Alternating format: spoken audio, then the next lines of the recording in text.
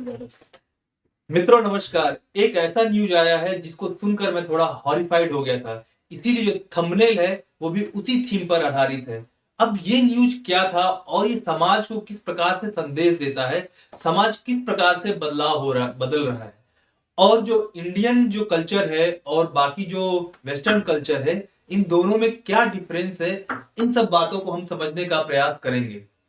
मित्रों सबसे पहले हम बात करें यहाँ पर, तो न्यूज क्या है। न्यूज ये है कि एक 6 साल का लड़का, उसने अपने टीचर को शूट कर दिया। ये वर्जीनिया स्टेट में है, आपका यूएसए में।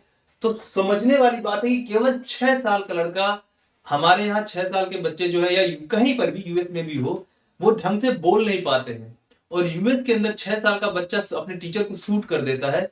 तो आप समझिए किस प्रकार की स्थिति होगी, और इन सब के पीछे कारण क्या है, ये सब जानने का प्रयास करेंगे।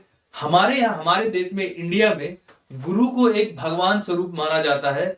ऐसा कहा जाता है कि गुरु है ऐसा व्यक्ति होता है जो आपको सक्सेस दिलाता है। इवन अगर आप ईश्वर को प्राप्त करना चाहते हैं तो गुरु ही आपका मार्गदर्शन करता है ईश्वर को प्राप्त करने के लिए। लेकिन यहाँ वेस्टर्न सोसाइटी में क्या हो रहा है, यहाँ पे स्कूल में, कॉलेज में अक्सर शूटिंग हो जाती है। और यूएसए के अंदर ये डेटा है वहां पर कि पिछले साल यानी कि जो भी 2022 जो बीता है, उसमें 725 या 30 के आसपास शूटिंग के इंसिडेंसेस हुए हैं, जिसमें 760 लोगों की मृत्यु हुई है और लगभग 3000 लोग इसमें घायल हुए हैं। तो समझिए कितनी हॉरिफाइड स्थिति है।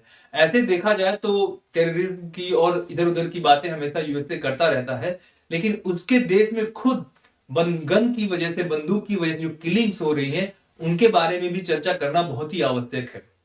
मित्रों अगर बात करें हम यहाँ पर, तो देखें तो अमेरिका में पूरी दुनिया के अंदर जो पॉपुलेशन है उसका पॉपुलेशन 4.4% है।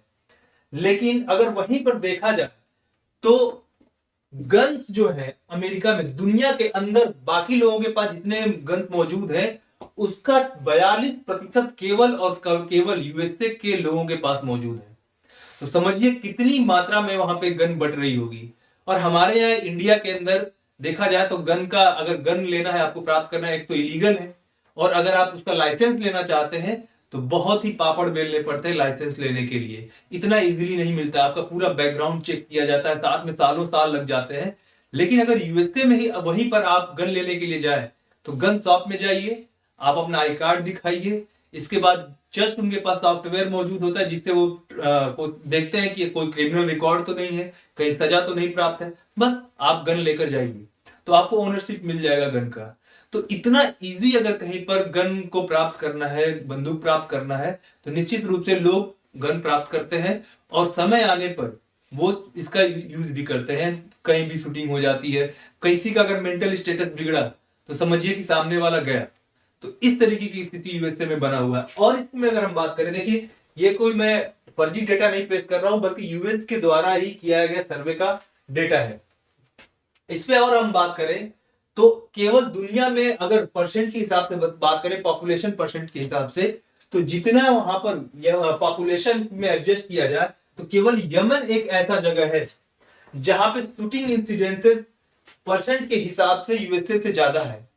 यानी कि अगर 1 मिलियन पॉपुलेशन में अगर शूटिंग इंसिडेंसेस की बात किया जाए तो केवल यमन एक ऐसा देश है जिसमें ज्यादा शूटिंग होती है यूएसए से। तो समझिए क्या स्थिति वहां की बन रही होगी।